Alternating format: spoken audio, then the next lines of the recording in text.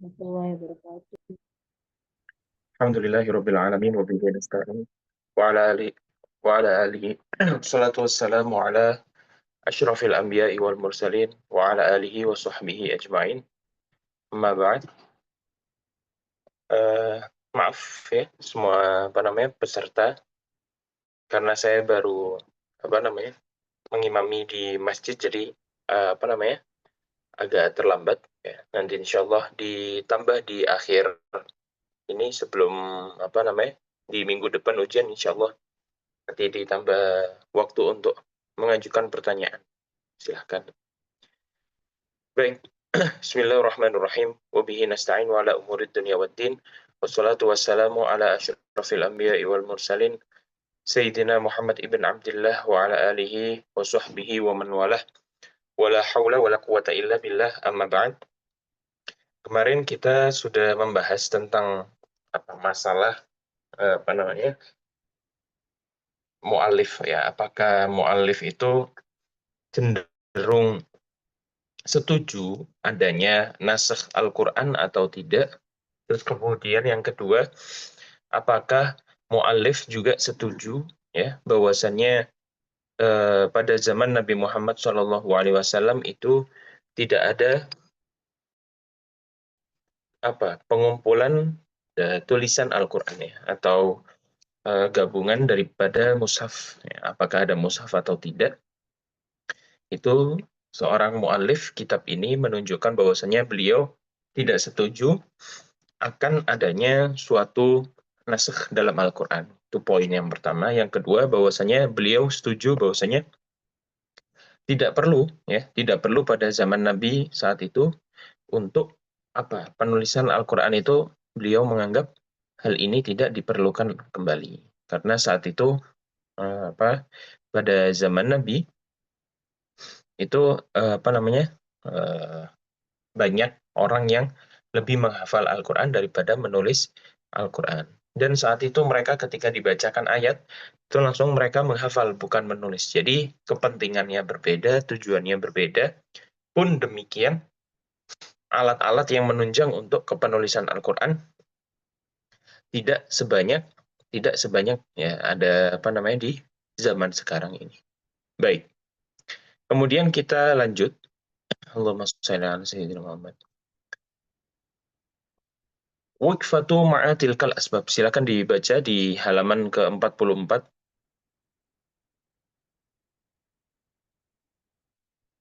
Ya. Waqfatu ma'a tilkal asbab ya. Kecocokan dengan sebab itu. Maksudnya sebab Quran itu tidak ditulis pada zaman Nabi Muhammad SAW, itu ada kecocokan ada beberapa sisi kecocokan menurut pengarang kitab ini. Tilkal asbab dzakaruha da'man lil fikratil qailati bi anna al-Qur'ana lam yudawwin fi hayati Rasulillah sallallahu alaihi wasallam. Wa la nadhun tilkal asbab tanhadu li-itsbati tilka ad-da'wa al-kabirah. Fahal min al-ma'qul an yuqal لم توجد دواعي كتابة القرآن في صحف أو مصاحف في حياة رسول الله صلى الله عليه وسلم مثل ما وجدت في عهد أبي بكر ثم في عهد عثمان. وما دواعي كتابة القرآن إذا كان المسلمون بخير وكان القراء كثيرين فهل يكونون في غنى عن الصحف والمصاحف؟ وهل تكثر القراء بدون الصحف والمصاحف؟ فالصحف والمصاحف هي الوسائل إلى الحفظ والقراءة، ومن أراد الحفظ والقراءة لابد له من مصحف يقوم معه ويقعد ويسبح معه ويمسي. Ini menurut muallif ya, katanya demikian ya. Ini pertimbangan-pertimbangan ini, alasan-alasan yang disebutkan di atas bahwasanya para sahabat itu langsung menghafal, tidak butuh untuk menulis kembali Al-Qur'an. Terus kemudian banyaknya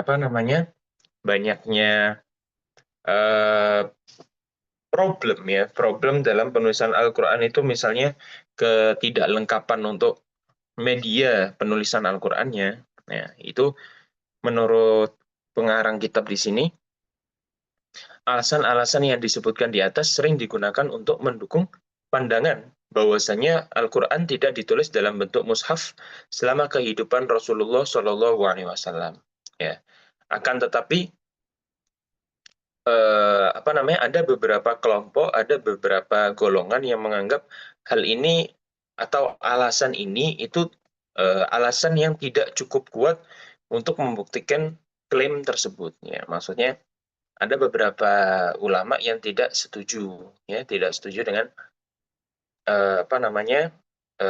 tentang tidak ada kepenulisan mushaf Al-Quran. Ya. Jadi ada yang setuju, ada tidak setuju itu, tapi itu bukan menjadi perdebatan yang besar sebenarnya. Kemudian ulama yang tidak setuju itu mengatakan demikian. Apakah masuk akal ya untuk mengatakan bahwasanya tidak ada alasan lagi untuk menulis Al-Quran dalam mushaf pada zaman Nabi? Tetapi kemudian ditemukan mushaf tersebut ya ada di zaman Abu Bakar dan Umar. Sedangkan kita kemarin kan saya mengatakan bahwasanya tidak ditulis di zaman Nabi itu memang faktor pertamanya kita memang kan ada nasakh.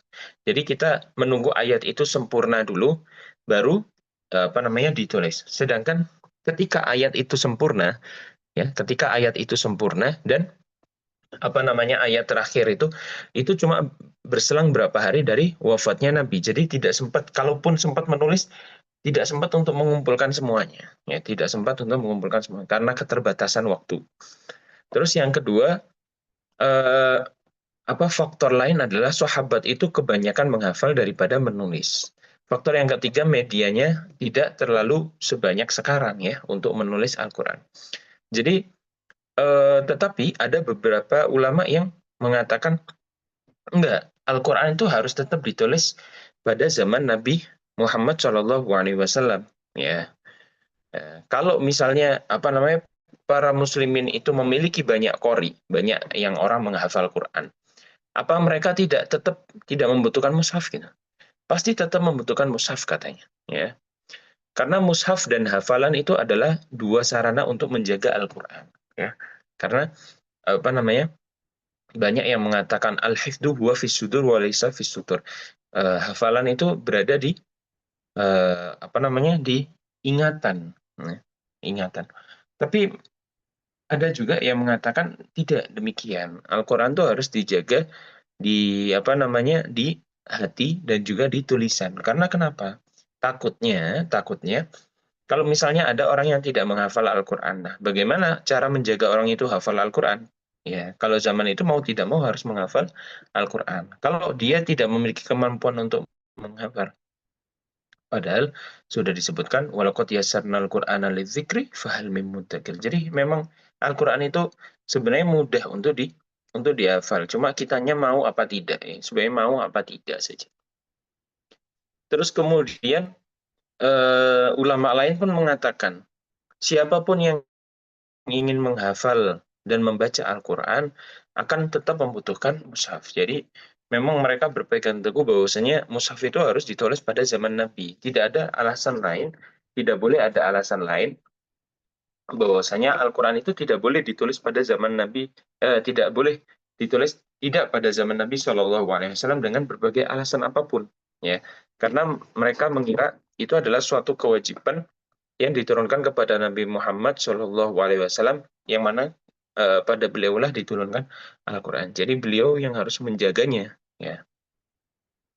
Kemudian seseorang yang memiliki mushaf, dia akan bisa duduk, membaca dan membacakan isinya kepada orang lain. Sumbernya dari kitab Mafahimul Quran fi Jam'il Quran, ya. Al-Akhid bil Jam'il Abadi. Nah, kemudian di halaman selanjutnya, والحافظ والقارئ مهما بلغ من قوة الذاكرة ومهما كان من توقد الذهن وشدة الذكاء فلا يستغني عن صحف أو مصحف يرجع إليه في الفتنة بعد الفينة حتى لا يتفلت منه قرآنه فهو أشد تفلتا من الإبل في عقلها. Kemudian beliau juga membaca seperti ini, memberi komentar ya. Menghafal dan membaca Al-Quran seberapa pun daya ingat, seberapa kuat pun daya ingatnya, ya.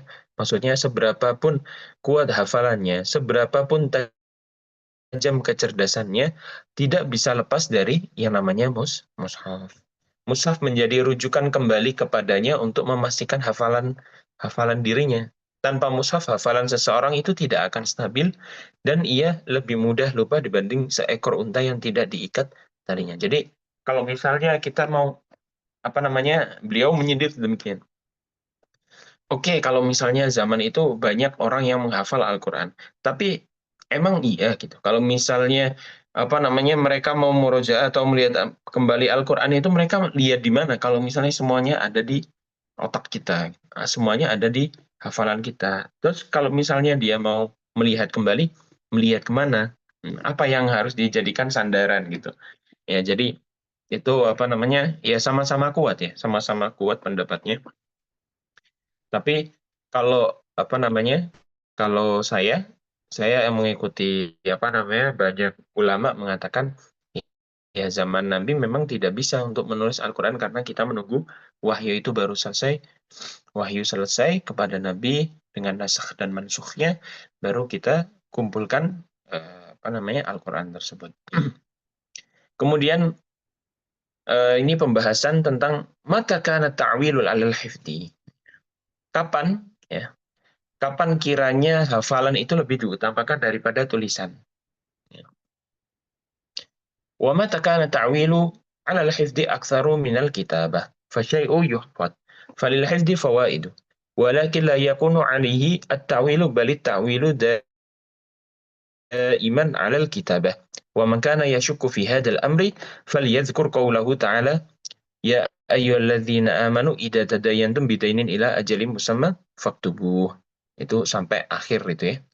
Surat Al-Baqarah. Jadi beliau mengatakan demikian. Kapan ya? Kapan kiranya hafalan itu lebih diutamakan dari tulisan gitu? Jawabannya dalam hal apa? Ya, kita bisa menjawab kata siapa namanya? Pengarang kitab ini, hafalan memang memiliki banyak manfaatnya, tetapi tidak selalu diandalkan ya dibanding dengan suatu tulisan.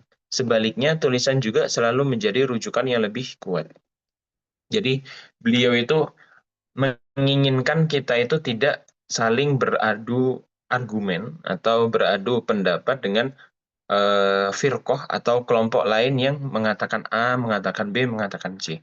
Jadi ada ulama yang mengatakan bahwasanya Al-Qur'an itu harus ditulis ya, jangan cuma dihafal. Ada yang mengatakan ya hafal saat itu ya orang-orangnya menghafal. Jadi biar tidak ta'arudzu bainal adillah, tidak dalil-dalil ulama ini tidak saling bertentangan. Akhirnya beliau dengan kebijaksanaannya beliau mengatakan ya memang hafalan memiliki manfaat, tetapi kadang juga tidak selalu diandalkan dibanding tulisan. Tulisan juga menjadi rujukan kuat, tapi kalau tulisan doang tanpa menghafal juga seperti ini. Jadi yang ini kata-kata yang bijak ya dari mu'alif, bahwasanya yang namanya hafalan dan tulisan pun sama-sama memiliki manfaat. Ya. Untuk memahami hal ini dalam kehidupan Islam, maksudnya kalau misalnya kita memiliki perbedaan pendapat tentang apakah Al-Quran ini harus ditulis, apakah Al-Quran ini tidak butuh ditulis, itu tinggal kita merujuk pada firman Allah Ta'ala pada surat Al-Baqarah. Ya, wahai orang-orang yang beriman, idza tadayantum bidainin ila ajalin musamman faktubu itu ya. Ya, itu jadi kita bisa melihat dari situ. Ya, kita lanjut saja. Kemudian kam ja'a at-ta'kidu lil kitabah في هاتين الآيتين فلو كان الحفظ شيئا يؤول عليه لما جاءت هذه التأكيدات الشديدة المتكررة لكتابة ما تم بين الرجلين أو بين الفريقين من التداين حيث لا بد من كتابة آجاله وشهود وتفاصيله اللازمة. وإذا كان التدين لا يجوز فيه التعويل على الحفظ فالقرآن أولى وأحرى ألف مرة بألا yajuzu fi ta'wilu 'alal hifdzi. Nah, beliau menyatakan demikian. tentang masalah ayat tadi, kita bisa mengambil kesimpulan betapa sering penegasan tentang pentingnya tulisan disebutkan dalam dua ayat ini. Maksudnya tentang masalah penulisan. Maksudnya beliau juga memberikan dalil Al-Quran itu juga butuh ditulis. Dalilnya apa? Dalilnya surat Al-Baqarah yang tadi. Seandainya hafalan adalah sesuatu yang bisa sepenuhnya diandalkan, maka tidak perlu ada penekanan yang begitu kuat dan berulang-ulang mengenai penulisan transaksi antara dua orang atau antara dua kelompok yang berlawanan dalam berjanji. Penulisan itu harus mencakup keadaan, kesaksian, serta rincian yang diperlukan. Dalam urusan transaksi keuangan tidak boleh hanya mengandalkan hafalan, melainkan lebih utama untuk mencatatnya. Hal yang sama berlaku untuk Al-Quran, lebih utama untuk mencatatnya daripada hanya mengandalkan hafalan. Kalau misalnya ada ulama lain mengatakan, enggak, saat itu hafalan itu lebih diutamakan, dan banyak orang itu di situ lebih menghafal Al-Quran daripada menulis Al-Quran. Jadi menulis Al-Quran, mengumpulkan Al-Quran itu tidak terlalu dibutuhkan di zaman itu. Nah, sebaliknya beliau mengatakan kalau misalnya memang hafalan itu selalu diunggulkan daripada penulisan, berarti tidak perlu kiranya Allah itu mengulang-ulang tentang masalah kepenulisan dalam dalam uh, ayat ini, dalam ayat Al-Baqarah ini. Karena di dalam ayat Al-Baqarah menjelaskan transaksi itu harus ditulis. Transaksi itu harus ditulis. Bahwasanya biar kita ingat dan menjadi bukti valid, ya, bukti valid akan suatu akad. Jadi memang harus ditulis. Tapi ini perbedaan yang sangat sangat biasa, perbedaan yang sangat sangat biasa.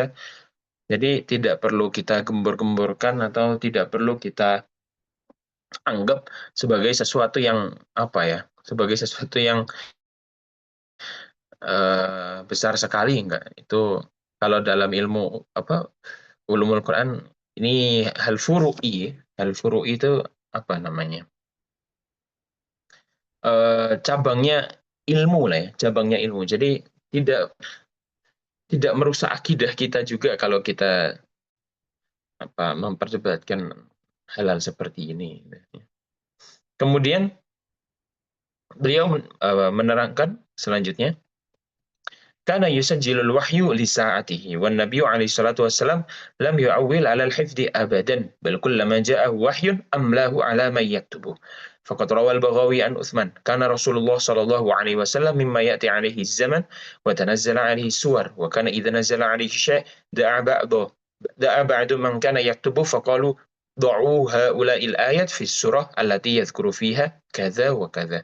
وفي رواية الترمذي قال عثمان كان رسول الله صلى الله عليه وسلم مما يأتي عليه الزمن وهو تنزل عليه السور ذوي العدد فكان إذا نزل عليه شيء دعا بعض من كان يكتب فيقول ضعوا هؤلاء الآيات في السورة التي يذكر فيها كذا وكذا.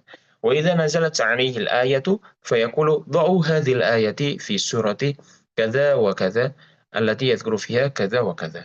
والجدير بالذكر أن كتابة الوحي لم تكن من اختصاص ناس دون ناس بل المسلمون جميعا كانوا ينتظرون نزول الوحي وإذا سمعوا بنزوله كانوا يسعون.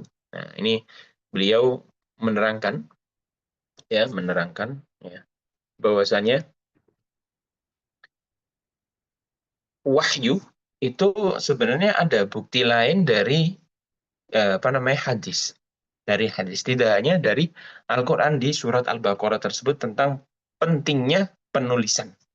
Pentingnya penulisan. Karena Nabi Muhammad sendiri itu pernah mengatakan demikian. Ketika setiap kali wahyu turun, beliau itu sering mendiktekan kepada para penulis wahyu tersebut. Ya. Seperti Zaid bin Sabit dan lain sebagainya. Imam Bukhari dalam Sahih Bukhari diriwayatkan daripada Sayyidina Utsman ibn Affan. Dahulu Rasulullah Shallallahu Alaihi Wasallam setiap kali menerima wahyu dan surat turun kepada dirinya, beliau memanggil seseorang dari para penulis dan berkata, letakkanlah ayat ini dalam surat ini, surat ini. Ya.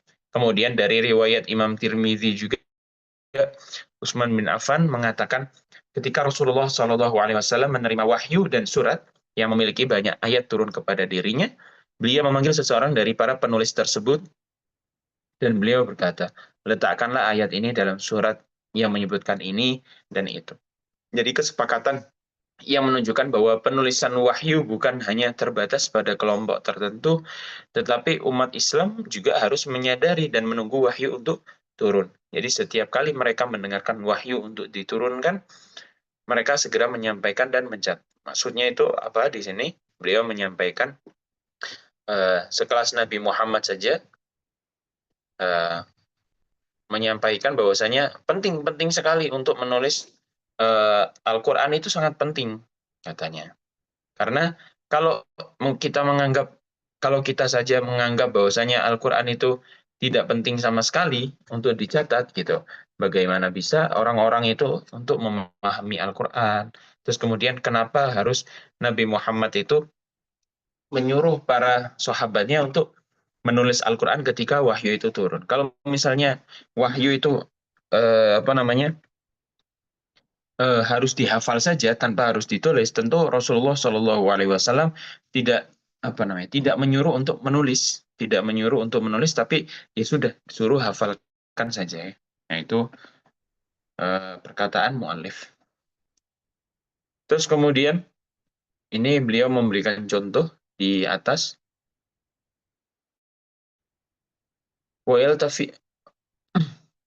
ويلتفتون حول رسول الله صلى الله عليه وسلم مثل الفراش حول النار حتى يتلقوا الوحي منه عليه السلام تلقيا مباشرا وما كان يتأخر عنه إلا من حبسه عذر قاهر.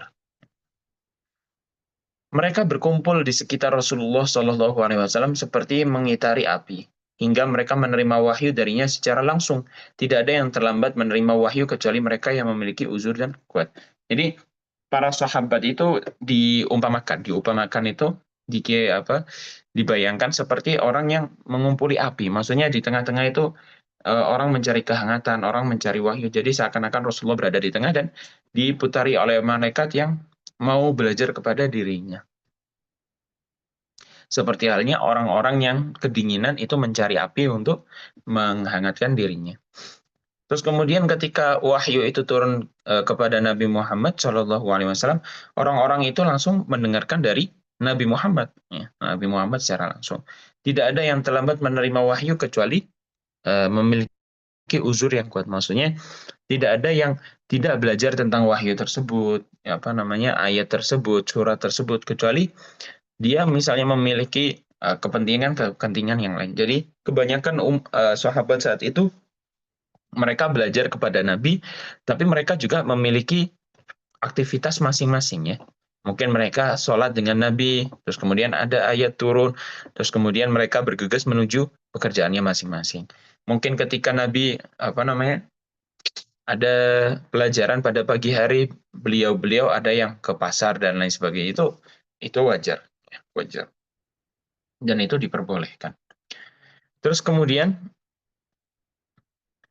kulluhum kanu yaktubuna al-wahya wa kulluhum kanu yahrisuna ala kitabatil wahyi fakanu yaktubunahu hatta yahfazuhu wa yanshuruhu wa yuballighuhu man lam yashhad nuzul al-wahyi min ikhwanihi min al-mu'minina wa ma kanu yahsurunahu fi ikhwanihi min al-mu'minin bal kanu yablughunahu ila man hawlahum min al-kuffari wal musyrikin wa hakadha kana yatiru al-wahyu wa yantashiru fi lailatin wa duhaha ويصل إلى كل أذن مثل الحريق في يبيس الأرفج وكان يسمع له دويا من كل أواب وصوب. Nah itu apa namanya mereka semuanya itu apa namanya ketika wahyu itu turun mereka bergegas untuk menulis wahyu itu sendiri, mereka bergegas untuk menulisnya. Jadi semua sahabat itu apa namanya bergegas dalam menulis wahyu. Ketika wahyu turun mereka bergegas untuk menulis, cepet-cepetan untuk nulis gitu. Mereka menulisnya agar dapat menghafalkannya, menyebarkannya, dan menyampaikannya kepada saudara-saudara mereka yang beriman. Jadi ketika ayat itu datang apa namanya Nabi nyuruh ini taruh ayat ini di sini di surat ini, atau di surat yang menjelaskan tentang keluarga Imran berarti di Ali Imran. Itu para sahabat apa namanya segera menulis apa namanya Quran-Quran tersebut ya. Agar apa? Kalau misalnya ada teman-temannya, ada keluarganya yang apa namanya tadi tidak ikut deres, tidak ikut apa namanya pengajian dengan Nabi, akhirnya mereka dapat menyampaikan kembali apa sih tadi yang mereka dapat dari Nabi kepada orang yang tidak tidak hadir. Atau mereka apa namanya misal tidak segera menghafalkan di apa namanya saat majelis dengan Nabi, mereka dapat menghafalnya di rumah. Ya. Tidak hanya kepada apa menyampaikan kepada orang-orang yang beriman saja, tapi mungkin mungkin saja mereka menyampaikan kepada orang-orang di sekitar mereka, termasuk orang-orang yang musyrik, ya, termasuk juga orang-orang yang musyrik, ya. Jadi banyak faidahnya dalam menulis Al-Quran.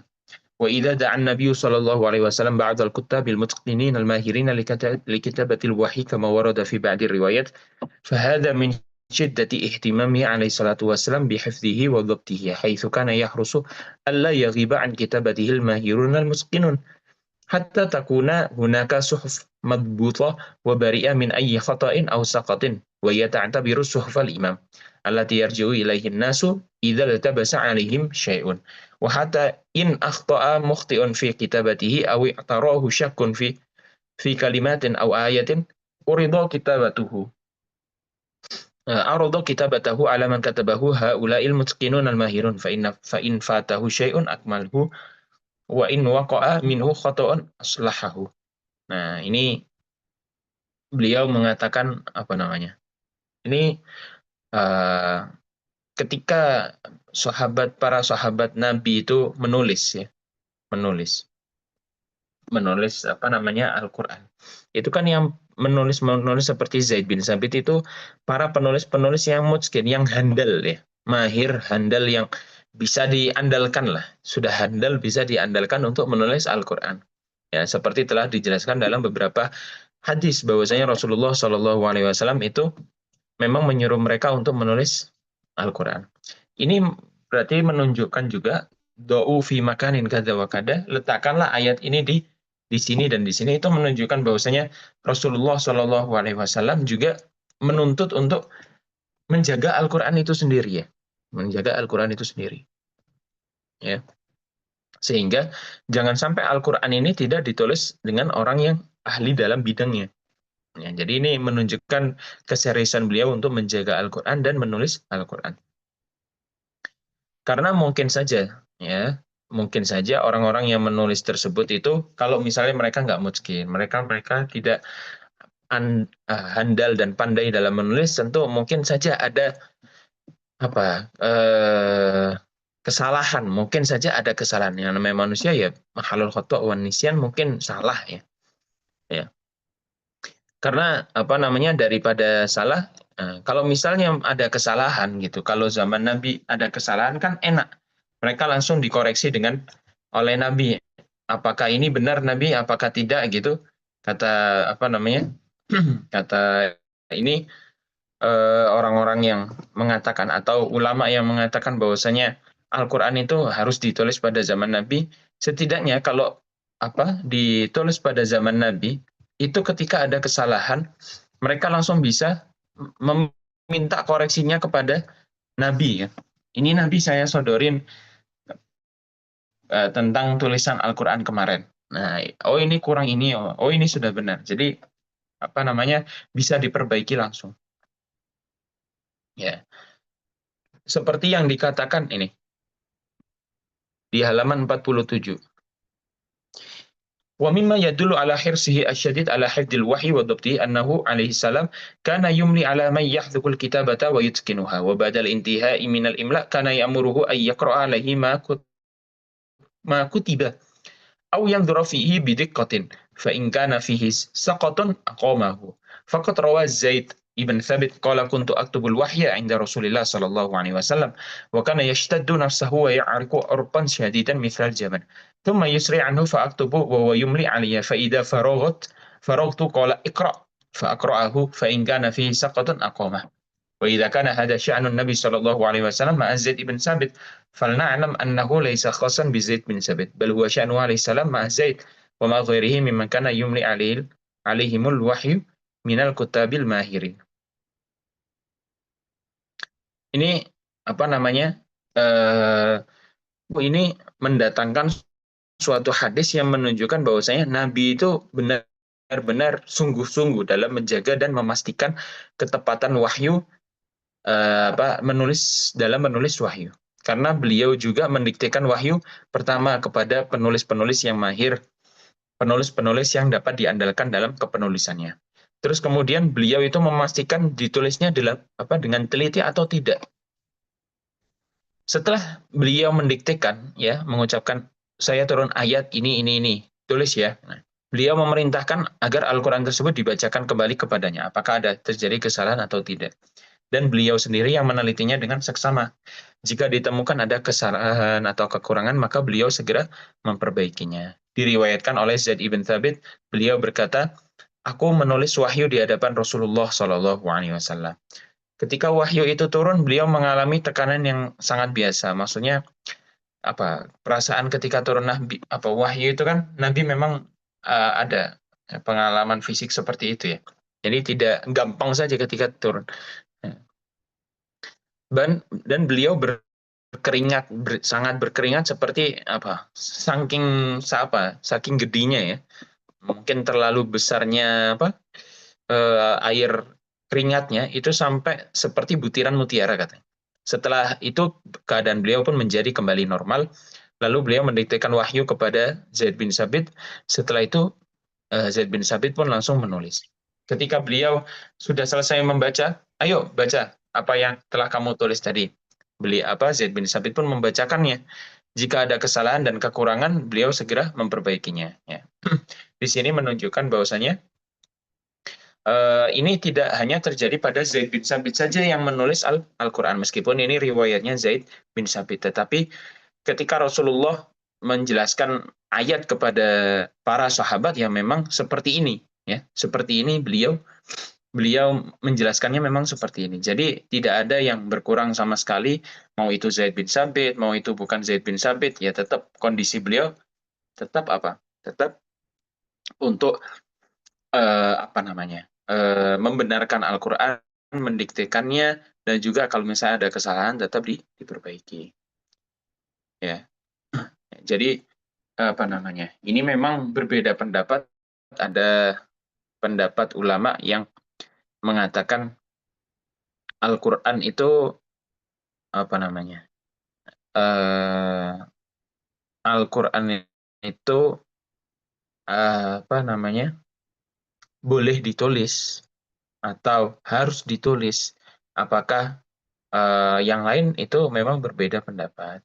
Pendapat yang pertama mengatakan bahwasanya Al-Quran itu tidak ditulis pun tidak masalah karena medianya belum ada. Terus kemudian saat orang-orangnya itu saat itu lebih banyak yang menghafal. Terus kebutuhan orang untuk mencatatnya itu tidak terlalu besar. Maksudnya tidak terlalu dibutuhkan. Tapi ada pendapat yang kedua, ya, bahwasanya beliau ini menjelaskan pendapat yang kedua, Al-Quran itu harus ditulis karena Nabi sendiri pun menyuruh sangat bersemangat untuk sahabat itu menulis Al-Quran itu sendiri. Jangan sampai kita itu kalah semangatnya dengan Nabi. Ya, Nabi saja tidak mau menulis. Jangan ditakwil ya, jangan dikira-kira terus perkataan Nabi itu. Terus yang kedua, saat itu banyak bukti yang Rasulullah Shallallahu Alaihi Wasallam itu banyak media-media kepenulisan Al-Quran itu banyak ya.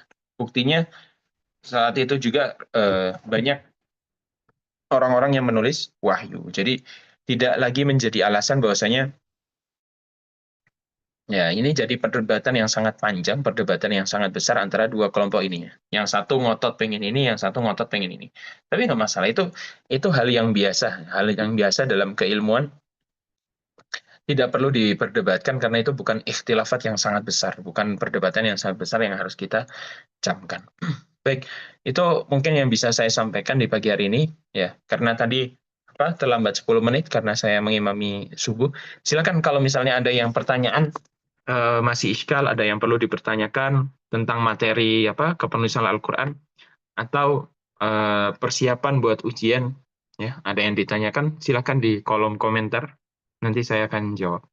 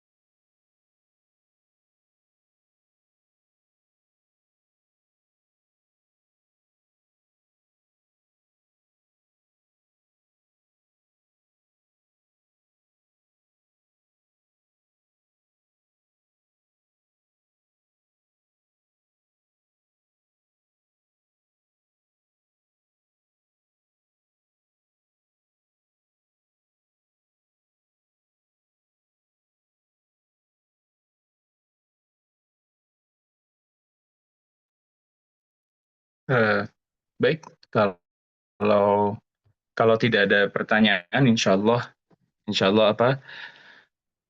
mafhum, ya, insya Allah saya tutup pengajian pada pagi hari ini, ya, insya Allah kisi-kisinya tidak terlalu susah, yang penting dipelajari saja pelajaran-pelajaran yang kemarin, terus kemudian ini nanti insya Allah kisi-kisinya saya akan berikan, ya, kisi-kisinya akan saya berikan, ya, kepada lewat Ustazah Masyfu'ah. Ya, nanti saya akan berikan kisi-kisinya 10 soal, ya, insya Allah mudah, ya, insya Allah mudah. Iya, materinya sampai halaman 48, ya, sampai 48, ya, sampai halaman 48. Jadi nanti kita ujian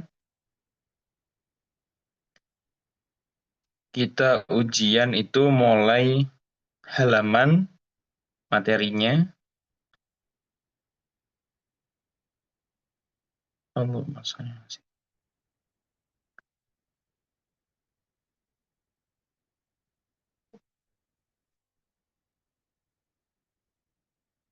28, ya.